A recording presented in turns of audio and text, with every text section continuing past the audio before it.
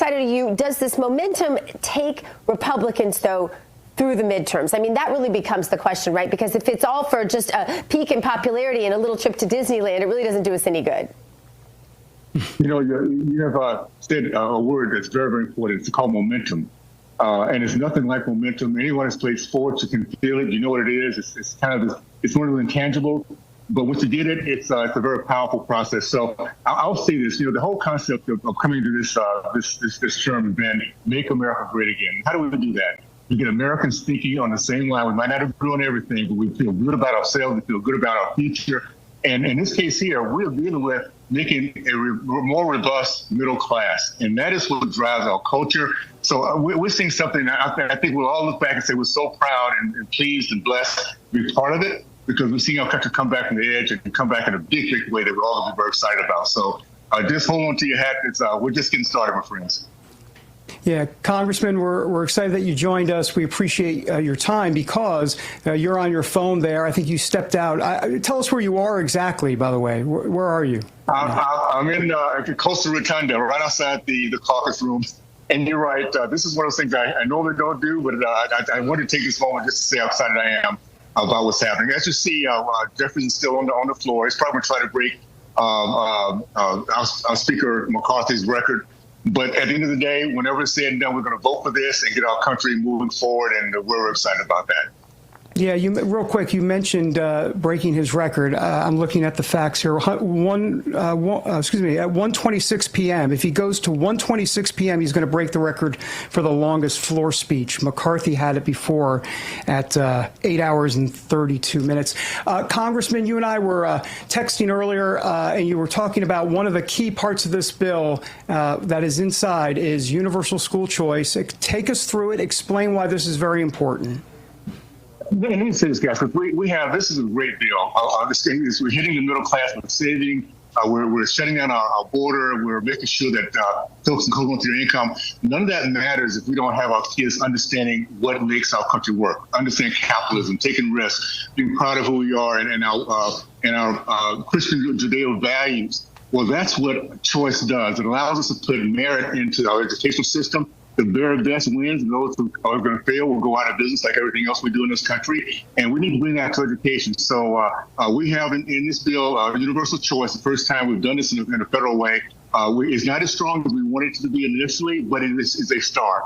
And the fact is now we have states that can opt in, and parents can take those dollars and do whatever they want to do with it, private, parochial, trade, homeschool, and that's the options that we need to have. We have, at that point, best practices, and we get those states who are not opting in to vote the bums out who do not want their kids to be educated the right way. So we're excited about this as being a good start. Congressman, excuse me while I play devil's advocate. You described this as a great bill. Some of your colleagues, even some of your Republican colleagues, would disagree, even though they probably will vote for it. They say there are still some opportunities to improve this bill. Once we pass it, and I don't want to put the cart before the mule, but once it is passed, what changes, what additions, what edits are you expecting to see in this bill moving forward? Just know this. What we've seen so far is a miracle, guys. We only have a 3-vote margin. We've gone through a series of votes from presidents come in and always come out on ahead. So we have to, first of all, take what we have, know that we'll take what we have this on and add on to it. As we begin to continue to get momentum, get more wins, we'll have more opportunities for American people to back us up. I can talk about the choice. We can do some things there. We'll talk about the green new scam, the things we're going to be pulling out of that. There's more savings we can take, but at the end of the day, we have to take strategically what we can and continue to move forward and show the American people that we're going to keep our promises. So I'm excited about this as a first step. This has been a long time coming where we are today. We're not going to change the ship in one night, one day, but we are changing the ship in a big way that American people will appreciate it. What do you think is the purpose? Obviously, him going on like this, Hakeem Jeffries, for almost 4 hours, I believe, if I have my math right, yes. He's got a reason he's doing this.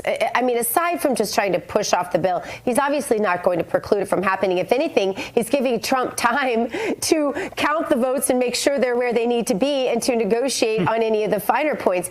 So what do you think is his point? not logic. It's ego. It's ego for one. It's a chance to get their base to believe in the things that are not true about the bill. But at the end of the day, this is all for naught. This effort is all for naught. I feel sorry for those Democrats that sit behind them and continue this up and down process. Most of us are resting in the back while we're Democrats. Republicans, we're resting in the back, getting ready to come out and pass the bill and move forward. So it is, again, it's a time process, but we are going to get this passed through, and the American people are going to appreciate it, and we will get more momentum as we move through this process. Congressman, before we let you go, I think also part of the reason he's doing this is what the Democrats are going to do is try to win the narrative battle, because there are a lot of folks out there that either might not understand everything in this bill, and it's going to be up to Republicans to explain this and really not get outdone by the Democrats. The Democrats are very good at party solidarity, and they can message things well, even though they don't have a good message, but they can still message things because they're able to kind of somehow make it understandable to folks out there, like, oh, they're going to throw Granny from the cliff and Medicaid and everything. So this is a narrative battle going forward, it seems to me. It is, but it's not going to work because we've had 4 years of American people realizing that Democrats talk a good game, but bring nothing but pain. With this big, beautiful bill is going to get a result. People can feel it. They'll see it in their pockets. They'll see the prices come down in gas, and they'll see the American dream coming back. And believe me, when people feel that, it's a lot stronger than just the words that these Democrats have put out there. Their day of fear is gone. We have a president that shows what excitement is all about and hope, and we're going to continue this moving forward in a big way. Congressman Owen, thanks you so much for being with us, and best of luck today. Have also a beautiful Independence Day with your family. Absolutely. Thank you, Take care, Congressman.